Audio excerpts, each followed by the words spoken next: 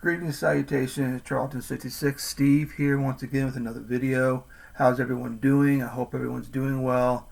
I know everyone's probably getting cabin fever.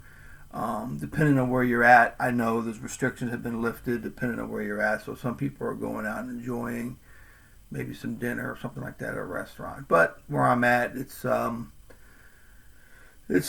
pretty restrictive, but I'm okay with it. I want everyone to be healthy and get this thing over with. So anyway, I'm going to do a video not necessarily about comic books, but the genesis of the comic book, I should say, and I was talking about Doc Savage. I know I did a video before about Doc, and it was pretty well received, more than I thought it would be, because I know it's not everyone's cup of tea or in everyone's wheelhouse. But if you're into pop culture, if you're into comic books, if you're into pulps, if you're into anything adventure, excitement, anything like that, Doc Savage has to be somewhere in your vocabulary or in your repertoire, I should say, of adventure heroes, or about him, and you might want to know more of him. I don't know. But what I'm going to do, I'm going to go over some books, go over the first 10 adventures, not about the story itself, but about the paperbacks. I don't have any pulps of Doc Savage. I think pulps are very cool. The only thing I don't like about them, they're very pricey, and you can't read them. And it's one of those things where I say you can't read them. I mean, you can, but they're going to fall apart. You pay a high dollar for the condition, and it's basically got to stay in that containment, whatever you're holding them in, whatever bag and board you're holding the pulp in. I would love to own some Doc Savage pulps. The Walter Baumhofer rendition of Doc Savage is classic, along with James Bama's version of Doc. With the pulps, like I said, are very pricey, and they'll fall apart the minute you crack them open. So it's one of those things that I'd rather have the paperbacks. They're easier to collect. Love the Bama covers, even though Bama did not do all the covers. Some of the covers are hit and miss after Bama and a little bit before Bama. And Bantam, who reprinted the Doc Savage books, had a funky way of reprinting the books and what they wanted to put on the covers, which I'll go over in a few minutes. But one of the things that I had, Adventure House used to reprint. They may still. I know other companies are doing the reprints of all the pulp characters. I don't know if Adventure House is in the game anymore, but they put out, God, this had to be 20 years ago, this hero pulp checklist of all the heroes and their pulps. This is a checklist of the pulps as they were being published. So with the Doc Savage stuff, I found out with this book, before I got Dark Savage, Arch Enemy of Evil, that Bantam did not reprint the books in the order that they were originally published. And there is a continuity with the Doc Savage books. Earlier adventures, he was killing people, and later on, after number 3, Quest of the Spider, his third adventure, they decided, hey, we're no good. We're no better than the bad guys. We're not going to kill anymore. So Doc invented the mercy bullets that would shoot through the rapid fire, would render the person unconscious, and be able to deal with them as such, being the bad guy. But anyway, this was a list. It's just a checklist of even with the Avenger, it's in here, the Spider and whatnot, and G8 and his battle aces, other pulps. But it's just a listing of all the pulps, and that way you can see how they're being published. And I'll show you when I show you the first 10 adventures. But one of the books I want to talk about that was printed outside of the Doc continuity that Bantam reprinted, that was by Philip Jose Farmer. He did Doc Savage's Apocalyptic Life, which I talked about in my last video, that gives a whole rundown of the history of Doc Savage, who he's related to, what's going on with him, where the adventures took place, how long the adventures were, how many days it took, layouts of they never mentioned the Empire State Building, but it's mentioned as a tall skyscraper in New York at the time. It was the Empire State Building. Was it the 86th floor? Yeah, I think it was the 86th floor of the Empire State Building where his headquarters were. But he gave all that, information out in his apocalyptic life. But then he also wrote a book called Escape from Loki, which takes place in World War I, which Doc didn't appear until 1933. But it took place in World War I, where Doc first met all of his men. His men assembled to help him out in the Man of Bronze story. And how they met was during the Great War, the war that ended all wars, which was World War I. And they met there, and they were able to. And then when Doc needed them, they formed the team Fabulous Five, Doc's Fabulous Five, which will go on at a different point. But if anyone wants to read his earlier adventure, this is the earliest adventure. But again, it's by Philip Jose Farmer, this is a good book. Don't get me wrong, but it talks about Doc's early life and when he met his men during his time in a prison camp. So. But if you want to read that book, that's very cool. But this first adventure by the Pulps, and when Bantam reprinted, was the Man of Bronze. This is not the first edition. Just like comics, everyone wants the first editions. The earlier editions, of course, cost the most. I bought this 45 years ago, maybe. But this has scenes from the movie in it, because they were talking about the movie. They were pressing the movie at this time, and they were trying to get people to go see it. And talked about the movie right here, which interrupts the cover. The great cover by James Bama. This was originally printed in 1964. The Bantam reprint, of course, 33 for the actual pulp. Bantam put out this is one of the most iconic versions of Doc. There's a version where he's got parted hair, where his hair is red and it's actually parted. It looks like he was combed it over, which was a different head on this version. You can still see that at some point. Bantam, if you ordered a bunch of books, Bantam in 1967 was sent you a poster, which this is what it looks like right there. That right there, obviously, that's the Doc Savage poster from the Man of Bronze, which doesn't have any of the trade dress. The Archdeacon of Evil, Doc Savage, and the awesome James Bama rendition. Again, that's the original 67 poster that I got years ago, and it's in very, very nice shape to be from a poster from 67. So that's very cool. Again, this is where he meets his men, the Hidalgo Trading Company, where he is his hangar for all his planes and boats and whatnot. Is all mentioned in this, where he gets his gold from Hidalgo, from what his dad left him, where there's a gold mine there.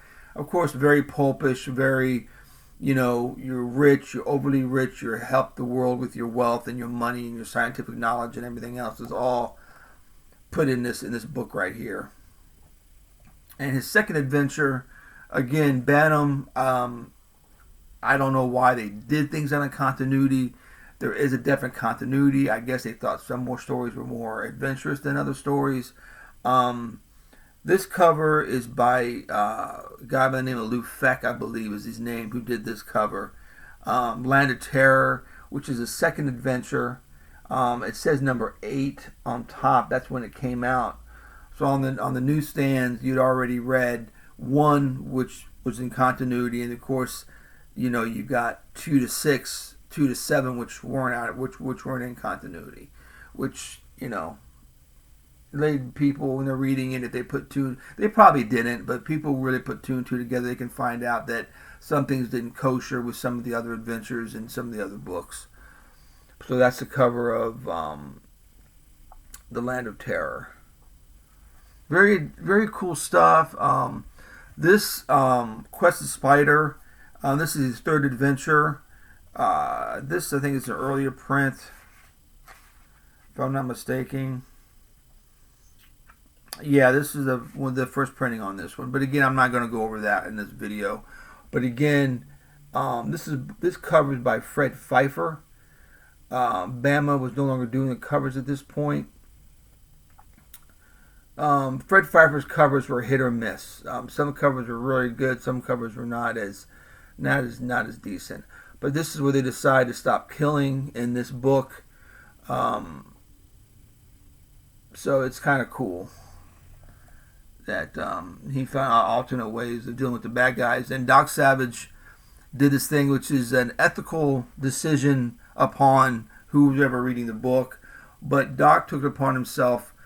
He had what he called a crime college, where the bad guys that Doc Savage would take control of or render unconscious by whatever means, he would have men show up, doctors and nurses and stuff, and take these bad guys away.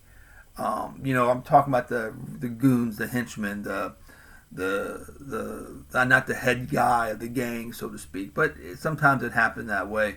But he would take these folks away to this crime college where he would perform brain experiments where they would be taught a trade, being a plumber, electrician, a mailman, something which would render them no longer wanting to be in a life of crime. And they would go back out in the world and function as a citizen that would contribute to society and not take away from it. Again, that's an ethical thing. It's very pulpy, but that's what Doc did. And like I said, in continuity, later on, you hear the crime college was no longer mentioned. He didn't utilize it anymore. The Hidalgo Trading Company is boarded up, no longer used in the later adventures. Doc exhibited fear in later on adventures, which his stoic facade would break down. And this is later on in the late 40s. This would happen to him, which was a lot different Doc Savage than you're seeing in these adventures here. The Poet Treasury, this is number 4. They labeled this one right. This was the 4th adventure. This is an original printing, 1965. Kind of beat up, but it's in my collection. So this is the first edition I bought of this book. Very cool adventure. He actually fights a polar bear in this one. The fight's several pages long. It's pretty exciting. Doc does take down a polar bear in this. People reading it back in the day, this is the stuff. But it's a very cool story. All the earlier Doc stories are very cool. Right after World War II, that's when they started getting kind of quirky. Doc's not himself anymore. Things are just not happening like they were. His men are out doing their own thing. Ham and Monk are sticking around a little bit, but it's a much different Doc Savage, which shows that he was human. He was raised to be this stoic fighter of crime. The greatest mind ever existed. It's going to break down at some point. Now here we get to the Bama covers. This is number 19, but this is the 5th adventure, Pirate of the Pacific, which it loses a lot on these little covers of the James Bama artwork on this. But like I said, Graffiti Designs back in the 90s did awesome, huge prints of this high resolution, high quality prints. And I've got one on my wall. It's around the corner of The Land of Always Night, one of my favorite Doc stories. I got one of the numbered prints from when Graffiti Designs was doing these reproductions, and I think Pirates of the Pacific was one of the Bama covers that they picked. Another Bama cover on the Red Skull. This is the the 6th adventure. I'm losing track here. This is a nice Bama cover. Pretty cool. Doc, when he was born in 1900, but when Bama got a hold of him, he looked like an old man from the neck up. He had wrinkles in his face. He looked much older than but he had the body, of course, of a bodybuilder. A lot different than the pulp version. When you see the pulp Doc Savage, much different look. He looked his age, and the way they described Doc in the books, that he had a widow's peak, a dominant widow's peak. His hair was slicked back. It looked like a skull cap. Is how they described his hair as being in the book. So Bama took it literally, and that's why Doc's got the prominent widow's peak, and it looks like his hair is a skull cap. Which, to me, when I read the book, that's how I envision Doc. To me, the James Bama version is my Doc Savage. People from the 30s and 40s is the William Baumhofer and all the other artists who rendered Doc in the pages of the pulp, because these don't have pictures drawn in them. The pulp did, so it would help the reader visualize what was going on. The Lost Oasis. This is by a guy, I believe, Doug Rosa did this cover, if I remember correctly, which is pretty cool.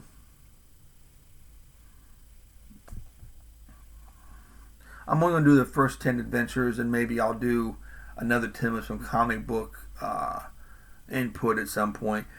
This is the Saragossa Ogre, which is one of my favorite Doc covers. I love that green. Doc going into danger there. And this was another one, I think, that the Graffiti Designs back in the day did this cover. Again, this is number 18, but it's number 1, 2, 3, 4, 5, 6, 7, number 8 of the Adventures in Continuity. And here's number 9 in continuity, but number 22 is on the cover. And again, it's an awesome cover here. The Czar of Fear, which has these hooded goons, very pulpish, very having the secret cult, and Doc going after them. Again, it loses its effect on these tiny covers, and even worse when they did the Doc doubles, which were 2 adventures, because they were much shorter back in the 40s after World War II. So they would put 2 adventures in one paperback. The Bob Larkin, which is another tremendous Doc Savage artist who took from Bama the way Doc looks. They were very small. They had 2 images side by side, which you lost the detail of those paintings. And if you look on Comic Book Artists original art website, there's people who have the paintings from Larkin and some Bama stuff and some other stuff, and you see how different the paintings are than they actually was produced. And here is one of the epitome of Doc Savage when people think of Doc, and it's been reprinted on T-shirts. And again, it's one of the first prints that Graffiti Designs did, was Doc on his cover of Phantom City, which is Doc Savage in a nutshell. One of my favorite covers, a lot of people's favorite cover is this. Bama really did a great job with this, but this is, as you can see, Doc doesn't look like he's 33. He looks a little bit older. At this time, this is 34, I believe.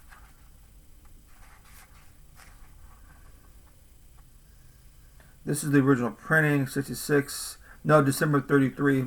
This is his 10th adventure, and it's got number 10 on it. So this keeps up with continuity. Again, it's one of my favorite covers. All right, so that's it. I just want to do a quick. I just been cooped up in my comic room. I shouldn't say cooped up, but been in a comic room reading comics, trying to figure out what I want to do a video about. And everyone's showing off some comic books, but I figured, you know what? I was going through my Doc stuff. The books are scattered, so I had to figure out which ones were the first 10 adventures. I have them in order what I did until they fell and got mixed up, and I had to put them on a shelf and digging through them. Now they're no longer in the order of publication, but I can put them back. I think I pretty much have it narrowed down to and plus I got my trusty handy dandy Doc checklist. So I hope everyone's doing well, and I've been enjoying Videos, I've not commented as much because I do it on my tablet most of the time, and it's hard to type a nice thing on a tablet. But I've been enjoying everyone's videos. Keep up the great work, everyone. I know it's tough not getting new stuff in and finding new comic books to do videos on. I can go through my collection, and I probably will do a video on some stuff I got in my collection, but that will be another video. But again, this is 20 minutes long. I hope everyone enjoyed hearing about Doc. Leave it in the comments. If it's something you want to hear more about, please say so. If it's not in everyone's cup of tea, say so as well. It's no big deal. I just like having a discussion. It's like being in a living room with someone, talking about your favorite things. And that's why I do these videos. It's therapeutic. I like talking about this certain stuff and dealing with other people. Chit-chatting, it's not happening as much as it should be because of the lockdown everyone's in. But again, it's just a discussion, and if you didn't like it, you can turn it off. But I hope everyone enjoyed it. If so, leave a thumbs up and comment that you did like it. And if you got anything more about Doc or anything else you want to see about Doc, I'm trying to get my comics together on my Doc Savage comics. They're in all over the place, so we'll figure that out at some point. But you guys take care and stay well.